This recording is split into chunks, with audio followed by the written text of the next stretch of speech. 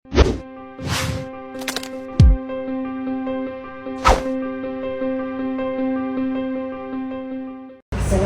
good day. My name is QISTINA and this is my team member, Syifa, Damia.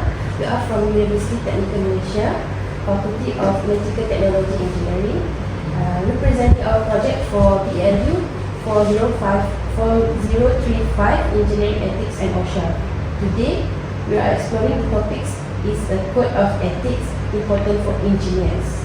Through interviews with practicing engineers, we will examine how the Board of Engineers Malaysia Code of Professional Conduct guides ethical decision making in real-world engineering practice. We are honored to welcome IR Muhammad Safuri. Thank you for joining us today to share your insights of engineering ethics. The first question that I would like to ask, the first principle of the BM Code state that engineer must put paramount the safety, health and welfare of the public. So could you share a specific situation from your professional experience when you had to make a decision for primarily based on public safety from the situation? I would like to stress out that from my previous experience by doing my industrial attachment, where public health and safety is very important matter that everybody have to take care of. For example, in my work area, previously I am doing my attachment in the Petronas Penapisan Sungai Udang. So in there, basically, if you want to enter the front gate, first you have to make sure that every PPE device, such as safety helmet, coverall, you must wear it, because we know that basically when we are entering that area, you are involving yourself with a lot of danger material or danger equipment, or maybe something that easily going to hurt you. So for me, by taking care of yourself to enter this kind of environment is very important. Okay, the next question is Section 2 of the BM Code emphasizes that engineers should only undertake assignments they are qualified for through education and experience. In today's rapidly changing technological landscape, how do you ensure you maintain appropriate competency for the projects you undertake?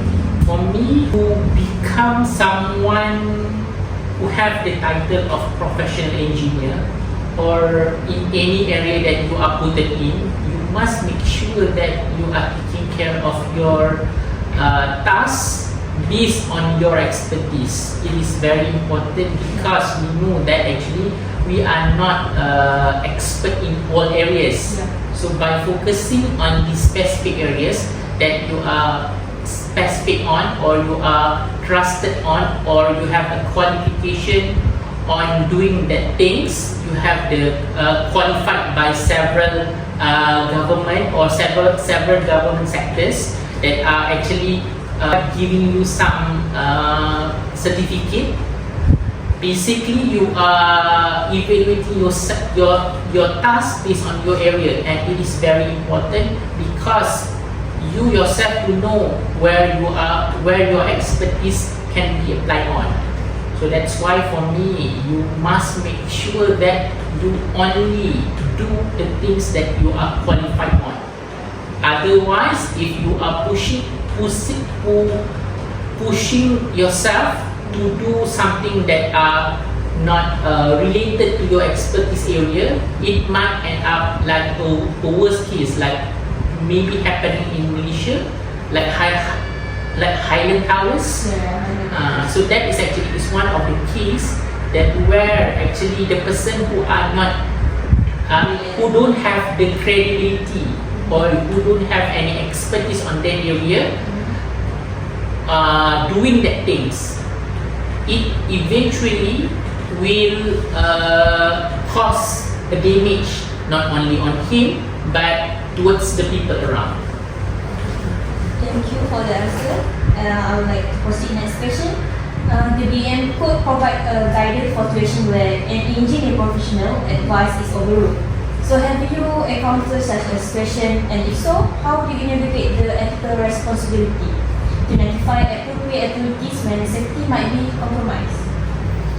I think that safety is not an issue that should be compromised. Basically, if you are involving in safety, the rules and regulation must be followed strictly, because we have in our area, like me myself, I would like to address in the things that I have been going before. I'm doing my industrial attachment. Safety and health is very important. Even they have a certificate if you are qualified for that certificate. So you must make sure that it is not something that you will be left behind, because it is actually related to your life, your survival. So that's why I think like, even though it is going to be left behind, but for me myself, I would really stress out, even though it is like something the people might mislook or misunderstand, but this thing is very important. It is not going to be miscompromised. That's all. Okay, thank you. And I'm going to the next question. According to Section 3 of the Code, engineers must issue public statements only in an objective and truthful manner.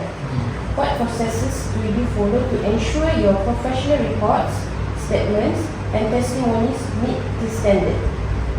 I think that we have our Lembaga Juruterang Malaysia, or we can call it as a Board of Engineer Malaysia in BEM, and we know that they already set standards, and we know that each and every our actions or our regulations or our standard is being set by this board.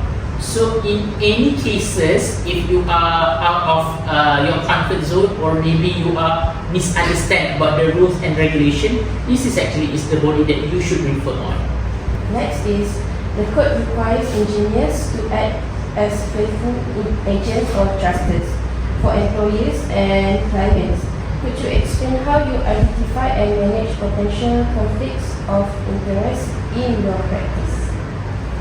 I think that the terms of conflict of interest is not something that it's not like something that is going to be more favor in this area.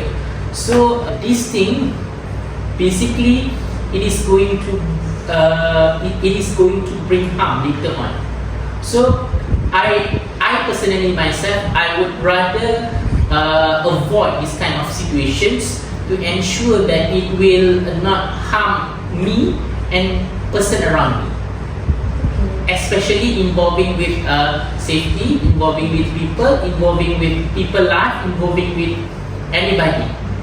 So the rules and regulation need to be followed in a way to ensure that we are being covered by the law, and we know that each and every terms that we are doing, we are going to responsible for it.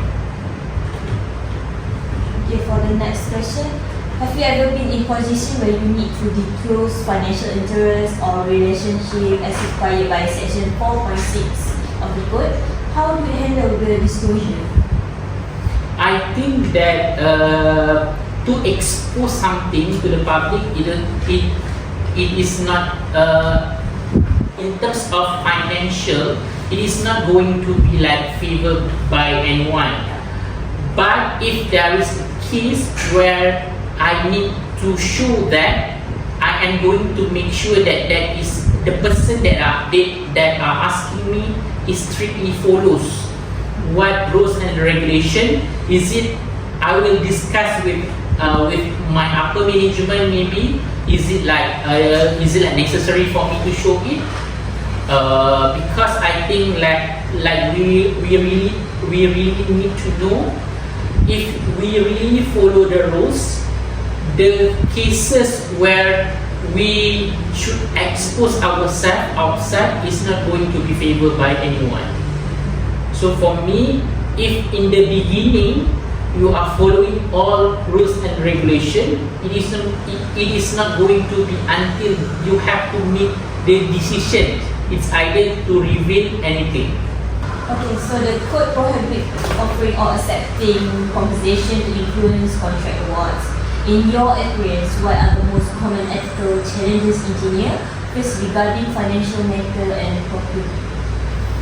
I think that getting influence to the terms of getting influence in terms of wanting the contract, it is not going to be favored by anyone, because we need to know that that engineer basically is expert in that area. So that's why we are hiring them as our engineer.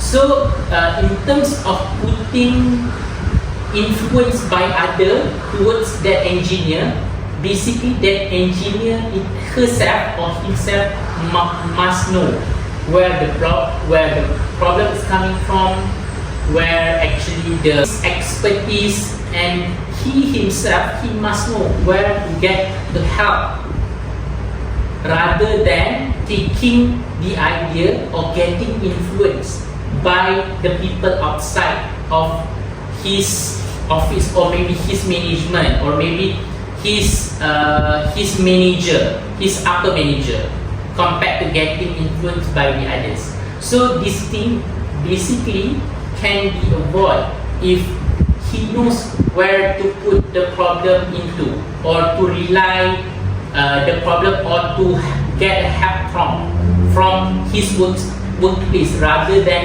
asking people around him who get interest on that project. Thank you. And next question is, how do you practically apply the BEM code of ethics in your daily decision making? Do you have any established personal or organizational frameworks that help translate these principles into action? I think that becoming a professional engineer, what teach me the most is following the rules. So in any decisions of mine, I will always put, let's say, if I am going, let's say in a work practice, so I have a class at 11, so I must make sure that I reach that class before 11. So for me, by following the rules, basically you won't have to face any challenges or any cost that might be called by your boss. Is it like you are dismissing from going to your class or anything? So that is actually is simple explanations. Following the rules. Okay, for the last question of our interview, based on your professional experience, do you believe that existence of formal code of ethics has strengthened the engineering profession? So in what ways has it been most valuable? I think that every code of ethics basically is going to polish up, it is going to guide and polish up our basic roles as a professional engineer. So basically, this act is not going to violate anyone's. If you are really focusing on your job as a professional engineer, it is actually going to benefit yourself and your surrounding. If you know how to handle it, because becoming a professional engineer, basically you have power and you have your expertise that being endorsed by this board. So basically, by knowing all of the codes of ethics, you are not going to harm anyone. That's all.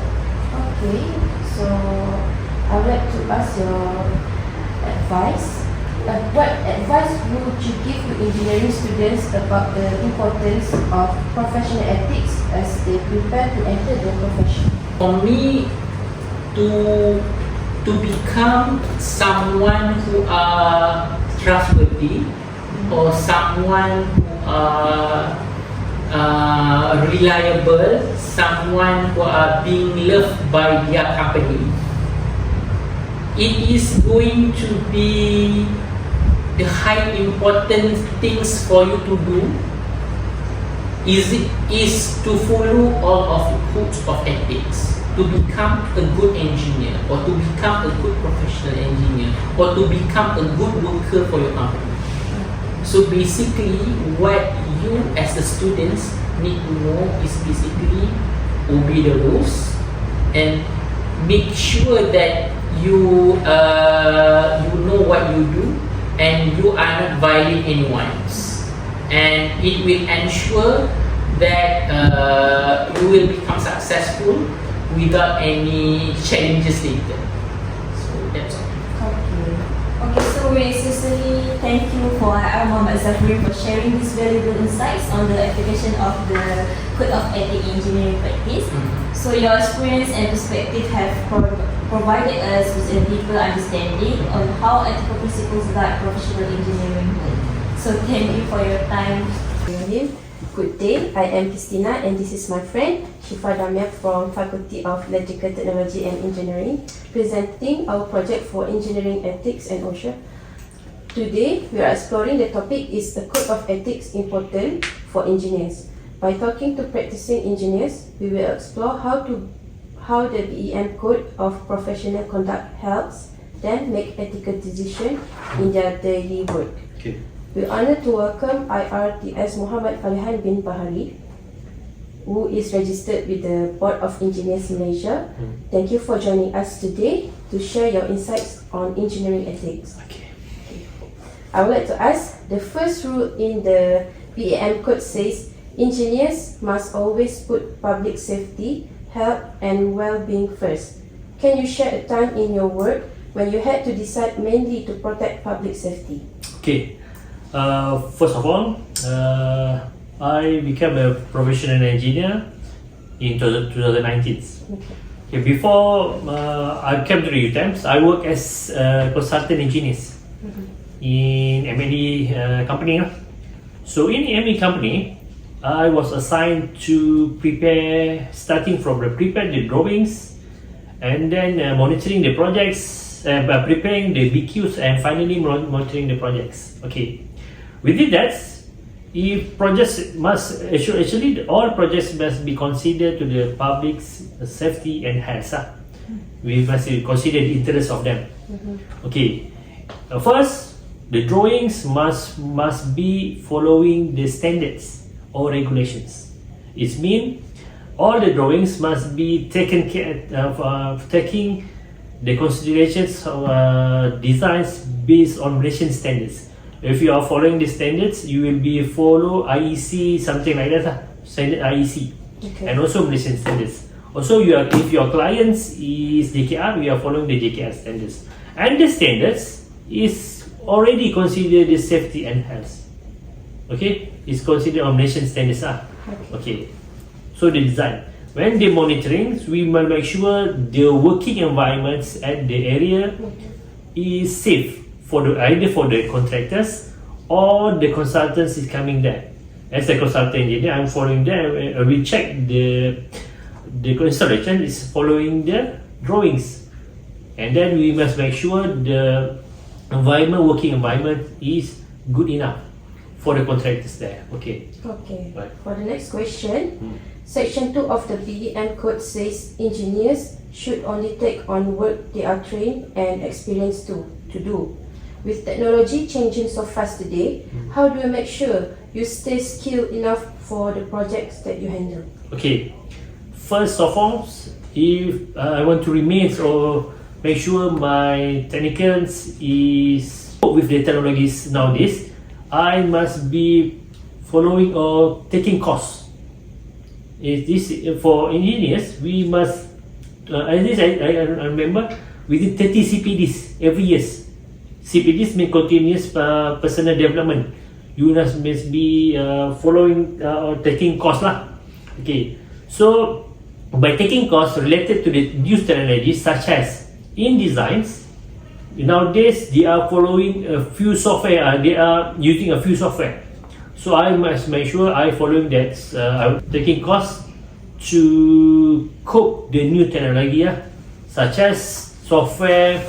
I'm using the Dialux for lighting, or I taking care 3D design for the wiring, for to cope the new technology, something like that lah. Okay, thank you. And the next question is, the BEM could give advice for when an engineer's professional opinion is ignored. Have you ever faced this situation? If yes, how did you handle your duty to inform the right people, especially if safety was at risk? Okay, that means the unethical behavior is happens. I will be a whistleblower. It means I will let the authority, nearby authority or the main authority area, to let them know lah. And then from that we make sure the authority take actions. That's important, because when the unethical behavior is happens, you must let the authority takes the actions. We are not the ones who will need the actions, because we just have a knowledge that's the behavior, unethical behavior. So the action will be taken by the authority lah. Okay. So the next question is, Section 3 of the Code says engineers must make public statements that are honest and fair. What steps do you take to make sure your reports, statements or testimonies follow this rule? Okay, first of all, professional engineer must be reacts professionally lah. When you are doing some, we call it apa? We call it public statements. You must make sure your statement is correct and based on any technical points. You must be, and the public statements must be not influenced by the interest parties, such as the contractors or the main contractors or the clients. So your statements must be fair and honest. Okay. So, okay. The question is, the code says engineers must be loyal and trustworthy to their employers and clients. How do you spot and handle situations where there might be a conflict of interest in your work? Conflict of interest. Yes. First of all, as a professional engineer, if you have conflict of interest, you must let everyone knows. Such as you have a relationship with the main contractor, so you must let your clients know that you have a relationship with the contractor. So you need to withdraw from the projects. Okay, that's important, because if you are still remain in the projects, your decision will be influenced, because the main contractor have a relationship with you. So sometimes when the main contractor do some mistakes, you just ignore. That's the problem.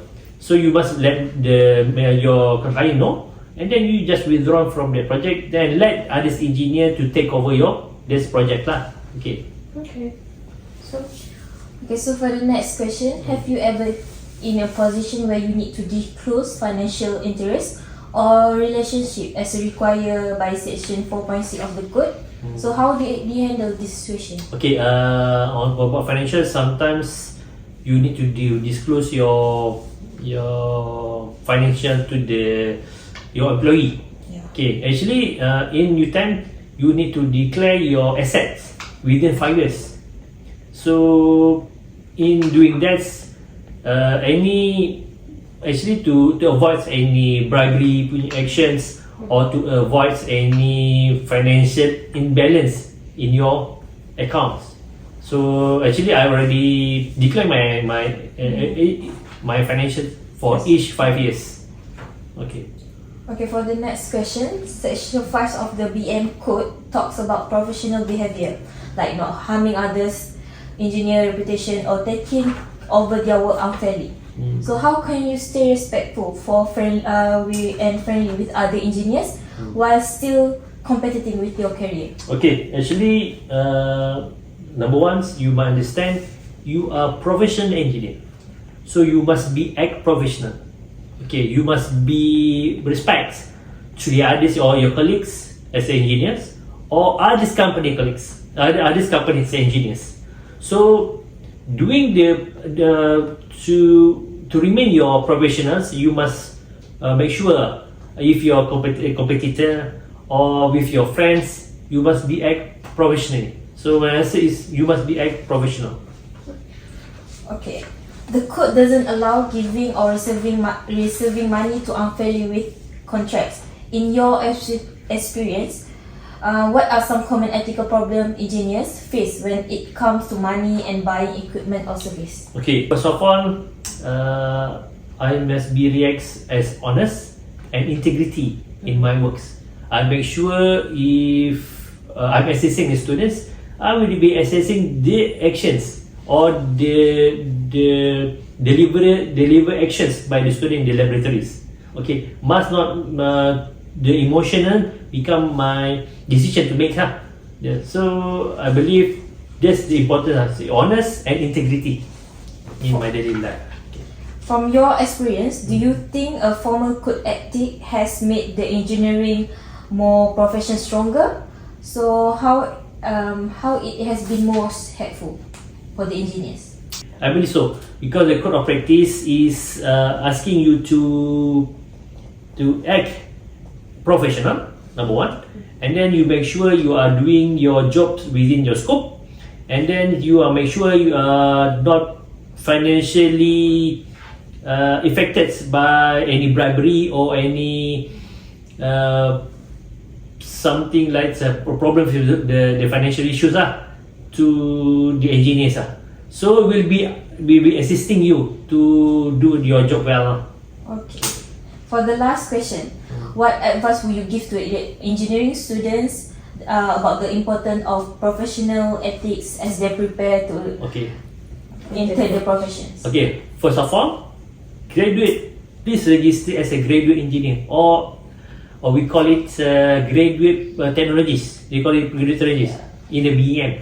Okay, first of all, do that, and then you join any short courses or course was conducted by BEM or IEM. So the course will be guide you to go for more professional, such as you go for code of ethics of course, or sometimes you go for the safety and health course to make your knowledge and your to gain some others experience.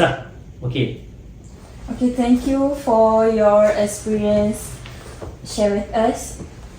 So the experience you share by yours is very valuable to us and give us more perspective like of the professional engineers. So thank you. Okay. Thank you.